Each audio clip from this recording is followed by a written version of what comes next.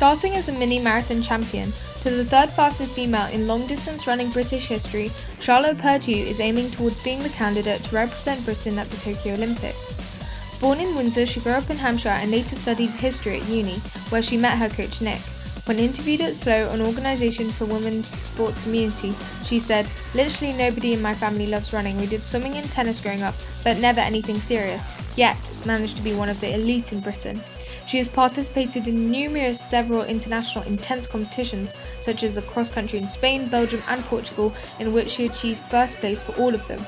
Charlotte's mindset could be what highly differentiates her from other runners. She has suffered many stress fractures throughout her career, but nevertheless manages to keep a positive attitude and training almost every day. In order to compete for Tokyo, she needs to be top 3 in the British trial, along with COVID-19 restrictions permitting. Hi Charlotte, I just wanted to ask, who do you wish was watching you perform at every single game? This could be an idol that you've never met, it could be a family member, a friend. Okay, who do I wish was watching me every single race? The Queen, just because that's pretty cool. I just imagine her sitting in the castle at Windsor watching me in my races. I don't know, someone cool, I guess. Family? Yeah, family. My mum obviously and my dad always watch my races, and Adam as well, my coach. But they can't always be there, so at least one of them is usually there. But they're always watching. Even my mum, like when I race in Japan, she'll set her alarm for like 3 a.m. because of the time difference, and she'll be there. And she always says to me, like, text me as soon as you can after the race. And even if it's like 3 hours after because of drug testing, I'll text her and she'll reply straight away. So she just stays awake till she's heard from me, then she'll go back to sleep. But yeah, #1 fan.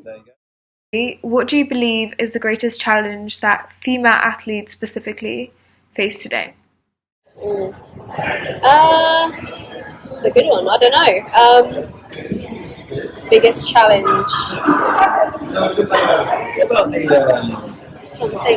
This argument of equality, that's what I was thinking. Yeah, so obviously the distances are less reduced for the women. I'd say that was a challenge in that it's hard to. I'd say also prize money. Sometimes it's different. Not so much in athletics as other sports like tennis and stuff. But sometimes like the TV coverage, for example, is more on the men's side. You can get, especially in other countries. I say in the UK we're okay. Like equality is pretty good. But in other countries like Japan, for example, you can see that the women's and the men's, there is a bit of a discrepancy in the TV coverage, especially, if it's a mixed race, they'll show the men's and not the women's, so they do prefer to do separate races, men's and women's, but if they can't, it's always the men's that they will favour on the TV, which is unfair. But other countries are the same. But yeah, the distance thing, in cross country they obviously have, say, 10k for the men, 8k for the women, and there's an argument why is it different, and I do agree. I think it should be the same. It's a marathon, you run the marathon if you're a man and you run it if you're a woman. Same as like 10k on the track, you run it as a man or a woman, but for cross country for some reason they think women run 8k, but I think there should be 2 distances, so a long course 10k for men and women, and then a short course like 6k men and women, so you get the choice. I think that's a better way around it, rather than saying like the women are going to run 10k, because not every single woman wants to run 10k, but also it would be nice to have the option to run longer and short. Hi Charlotte, so my first question is, do you feel that the male bias associated with athletic sports or the underrepresentation of females in the media has influenced you in any way, or has impacted your mindset, training, or choices in any way, shape, or form? I would say no, because I've got good role models in the sport. Like growing up, I was mentored by Dame Kelly Holmes. So she was obviously a good mentor for women's sport, and having 2 Olympic gold medals helps that, like, show that women obviously can win medals as well. So I think having good role models is a really good thing. So for me, growing up in the sport, I had her, who was kind of like mentoring a group of girls, which helped us. So I'd say that really helps. And my second question is, what would you say to a child whose biggest dream is to become an Olympic athlete? I would say, well, don't give up, because for me personally, I've come close to 2 Olympics and missed both of them. 2012, I missed the qualifier by like 3 seconds and didn't get to go for the 10K. And then in 2016, in the marathon, I was 3rd fastest, but I didn't have I had the IAAF at the time, but not the British time. But even though being 3rd fastest, they wouldn't take me. So I'd say, like, don't give up. The Olympics is a good competition, but there's other competitions, and also, like, you can have a long career. So, yeah. My name is Maxima. I'm a very keen athlete, and I just wanted to ask you, how do you handle all the pressure of going and representing Great Britain? I just think of it as another race. So every race I take seriously, and yeah, I just think of it as another race. Train hard and just prepare well. And then, yeah. What was your best race and why? I'm going to say London Marathon 2019, because for me, I got an Olympic qualifier, and I thought that meant I was going to go to the Olympics last year.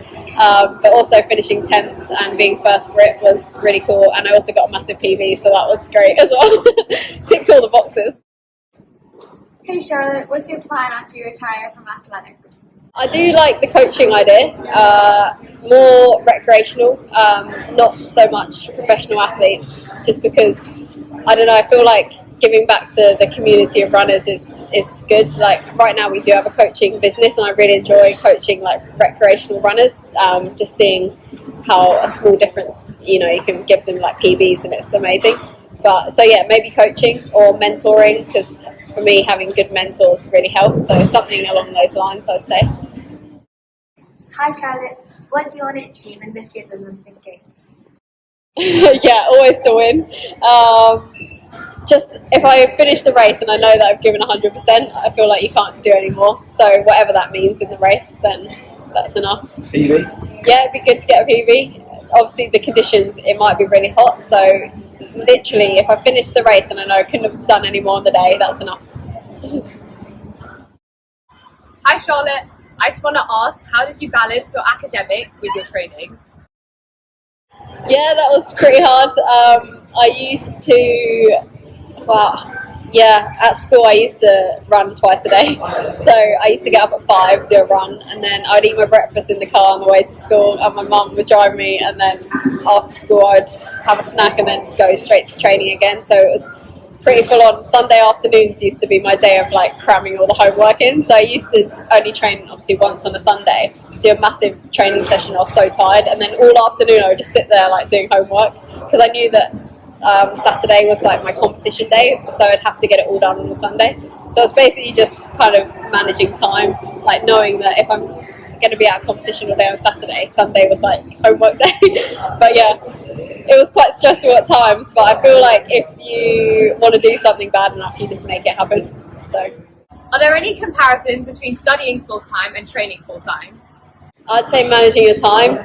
So even training full time, you have to plan. Like, I plan when I'm going to do my session, when I'm going to do like cross training, when I'm going to do gym, see a physio. It's all like just managing the time in the day. Like, if I woke up at 11 and tried to fit in a morning session, and then when would I fit in my afternoon session? It's just, you can't do it. So you have to just plan your day, manage your time. Same with studying, I'd say, fitting everything around. Do you feel like your diet's changed from when you first started running up till now?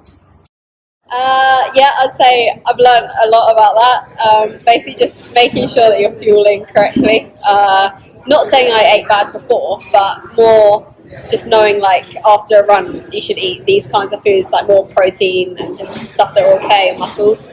And then, yeah, like before a race, having the right fuel to fuel the race. So basically just, learning what to eat at the right time. That's how it's changed. Heading for the race of her life. Well done, Charlotte Purdue. 2:25.38. Britain's third best ever marathon runner.